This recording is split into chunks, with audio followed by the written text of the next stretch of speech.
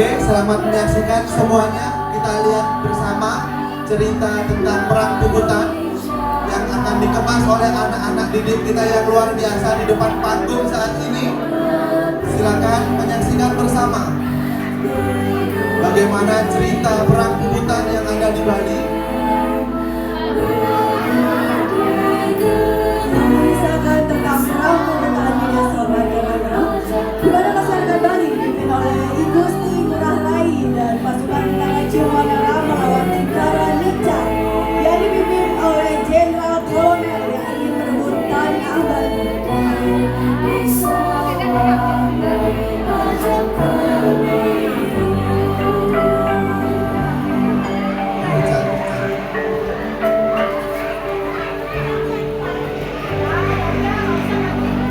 Pada suatu hari, di Pantai Sanur, masyarakat beraktivitas seperti biasa.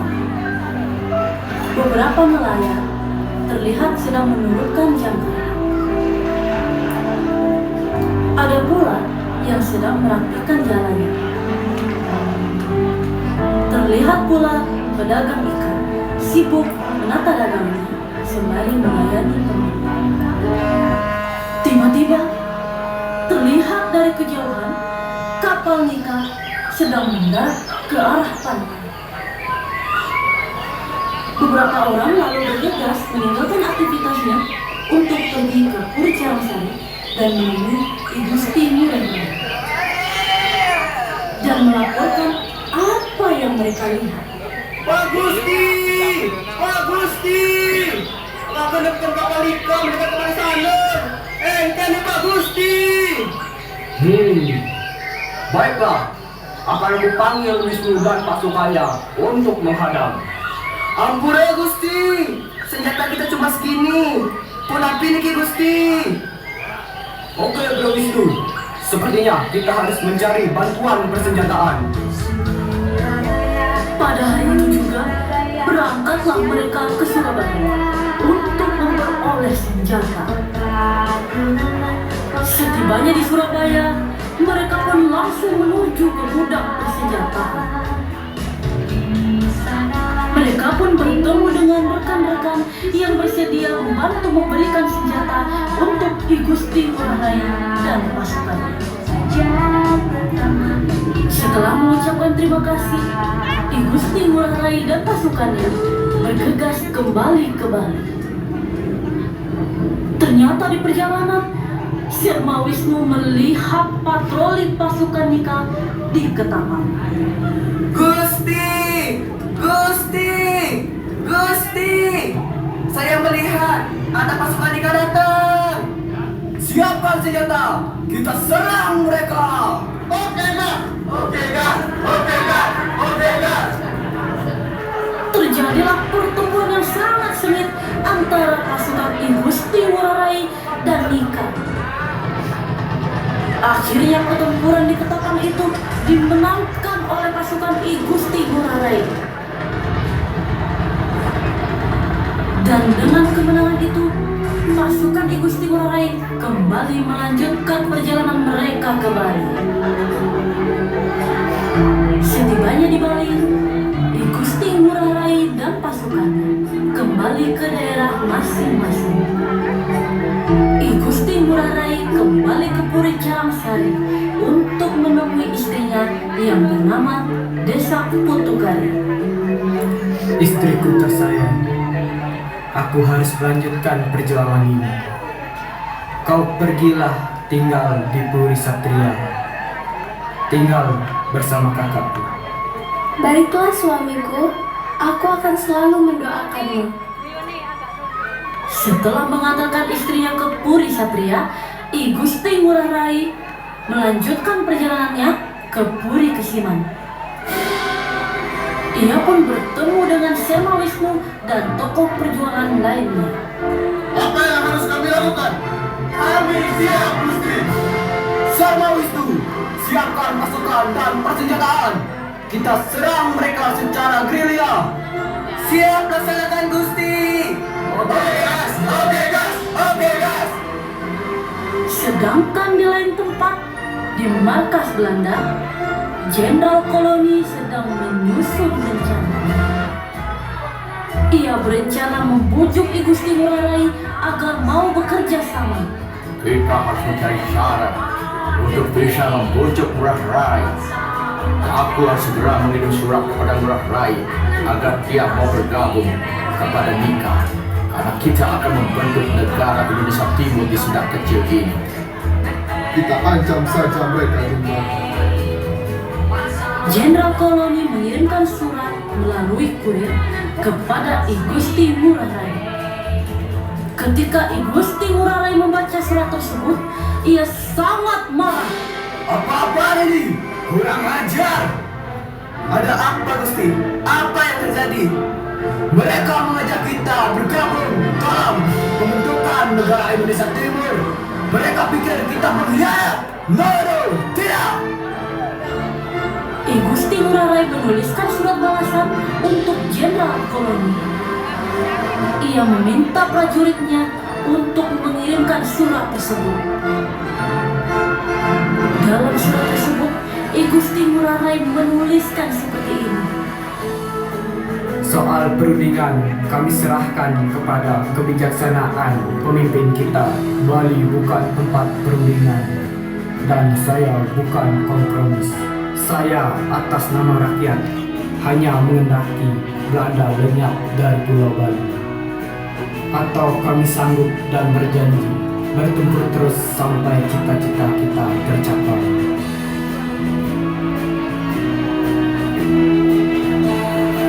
Pada malam hari, setelah mengirimkan surat kepada Jenderal Koloni, I Gusti Ngurah Rai memerintahkan para pasukannya, Ciwanara, untuk menyerbu Tang Sinika di Tabanan. Di sana, mereka berhasil memenangkan penyerbuan tersebut. Di lain tempat, Jenderal Koloni naik pitam setelah membaca surat balasan dari I Gusti Ngurah Rai. Ditambah lagi mendapat kabar bahwa Tang Sinika di Tabanan berhasil dilumpuhkan oleh I Gusti Ngurah Rai dan pasukannya. Overgawat! Mereka berhasil merampas senjata-senjata kita yang ada di Tabanan. Ayo, kita serang balik malam hari ini juga. Siap, Jenderal!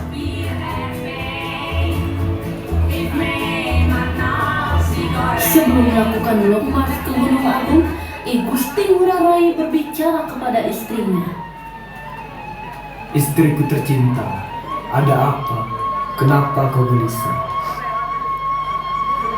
Maafkan aku, Bli. Perasaanku tidak enak. Jagalah dirimu baik-baik. Tenanglah istriku, jaga juga dirimu dan kandunganmu. Di tengah percakapan, dari luar terdengar seorang prajurit berteriak. Komandan! Ada apa, prajurit? Mana menyerang ke desa marga, komandan? Baiklah, siapkan pasukan sekarang juga.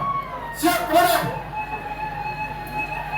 Setelah prajurit itu keluar, I Gusti Ngurah Rai melanjutkan pembicaraannya bersama istrinya. Apa kamu yakin, Bli? Beli yakin sayang, kita harus bisa mempertahankan kebaikan ini demi anak cucu kita nanti. Setelah membusuk tangan istrinya, I Gusti Ngurah Rai pergi bergabung dengan pasukannya. Sesampainya di markas, I Gusti Ngurah Rai memberikan semangat kepada pasukannya untuk mengalahkan Belanda. Siang harinya, 20 November 1946, I Gusti Ngurah Rai dan pasukan Ciwanara melakukan long march ke Gunung Agung. Namun, sesampainya mereka di desa Margo, serdadu Belanda ternyata sudah menunggu mereka. Pasukan Ciwanara dan serdadu Belanda berseru. Ayo, serang mereka! Kami pasukan Ciwanara berani mati.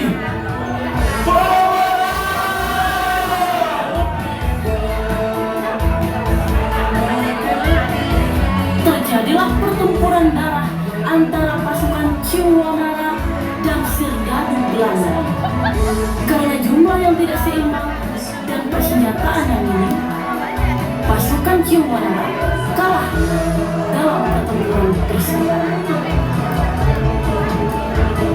Para penonton, perang Puputan Margarana tersebut adalah sejarah penting sebagai tonggak perjuangan rakyat Indonesia melawan tentara kolonial Belanda.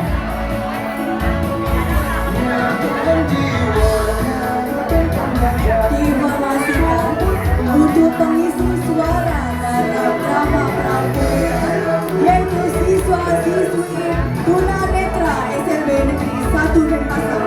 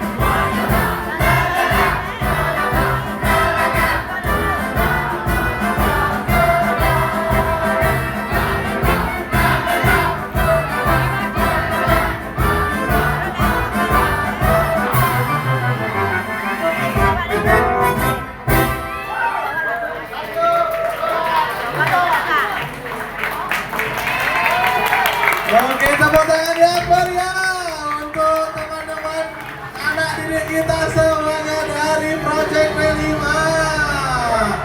Wah, sangat luar biasa ternyata Bapak Ibu, dikemas secara terus secara luar biasa. Baik. Ternyata untuk mempertahankan tanah Bali, dia rela untuk menaruhkan jiwa dan raganya, berlumuran darah, nyawanya sampai mati, banyak yang mati. Ya, benar sekali untuk siswa-siswa SLB Negeri 1 Denpasar dimohon jangan pulang terlebih dahulu karena acara setelah ini sangat seru ya Pak Sangat Niko. seru nih pastinya Bu.